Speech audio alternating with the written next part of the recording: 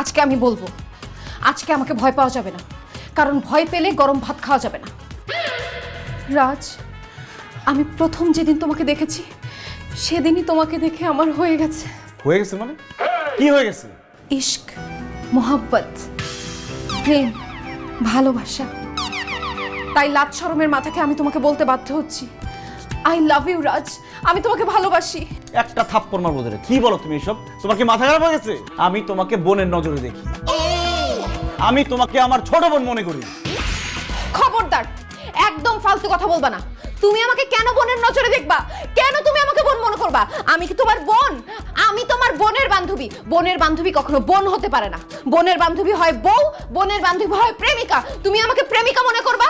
তুমি আমাকে বউ মনে করবা? আপনার ছেলের কত বড় সাহস!